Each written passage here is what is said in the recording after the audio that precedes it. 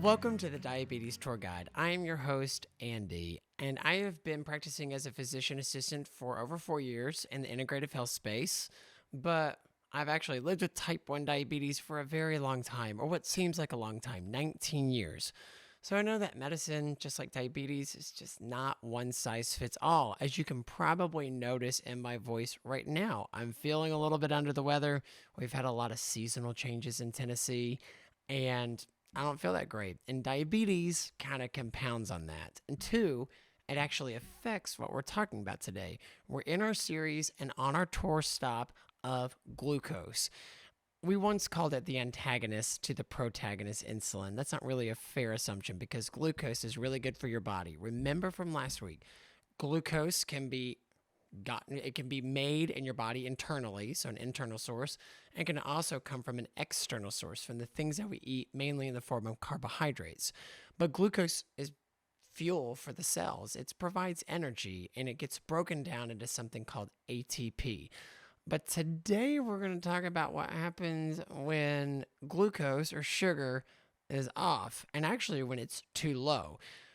We're talking about hypoglycemia or hypoglycemic events. Hypo just means low, and glycemia means glucose within the blood. So glucose, that's kind of where it lives until it travels and goes to the different spots it needs to target or the different cells.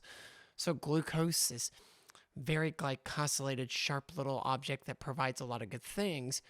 When it's not there, the body freaks out. That's what happens. So within hypoglycemia events, basically the body starts to compensate. So if you're thinking about our seesaw and you're having this homeostasis, which just means balanced in the body, same, flat, even, and we're starting to have a dip. So say that this is glucose on one side and it dips, the body's going to try to push back on this side or try to lift up this side to get it back into homeostasis. That's what compensatory mechanisms do. That means the body compensates to help you out. So it's actually kind of a cool thing what happens. This process happens through something called epinephrine. So epinephrine is your fight or flight. It's a form of adrenaline. So it's a get up and go. It's when we think of fight or flight, we think of anything that would happen when you're running away from the dinosaur. Epinephrine is something that can get you out of an allergic reaction, an EpiPen. Epinephrine's it's an upper. So your body actually sends out epinephrine to help stimulate glucose release from the liver. Remember last week we talked about glycolysis from glycogen. Glycogen is glucose stores. Glycolysis is breakdown of glucose. So you go down to the liver. Epinephrine says, hey, liver, let's break down and make some glucose because the body doesn't have enough. And you recognize this actually through signs. There's signs of hypoglycemia: shaking, trembling, fast heart rate, confusion, dizziness, sweating, pallor, meaning that you lose your color, and clamminess. It's actually a very uncomfortable feeling. And a lot of the times you'll recognize signs of hypoglycemia. Even without diabetes, you might have had some episodes where you felt some of these things if you haven't eaten for a while. You can have something called reactive hypoglycemia, to where your body just responds to stress or to certain foods, illness with low blood sugar. But the body always tries to compensate.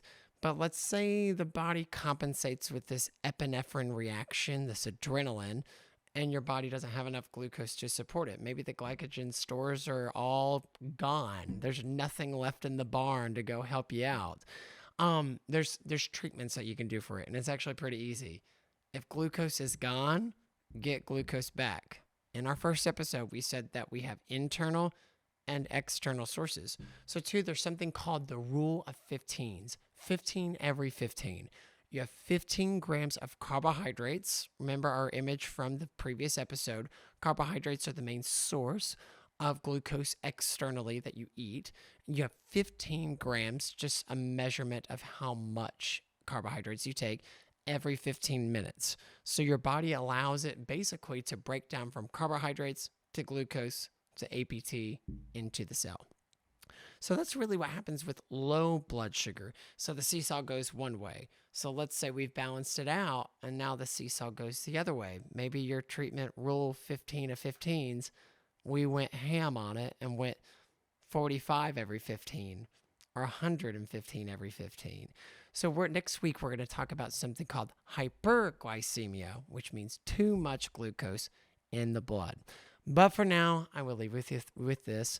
Diabetes is very complicated. There are lots of stops along our tour, and I can't wait, and I'm very excited to be your tour guide along those ways. So for now, take care.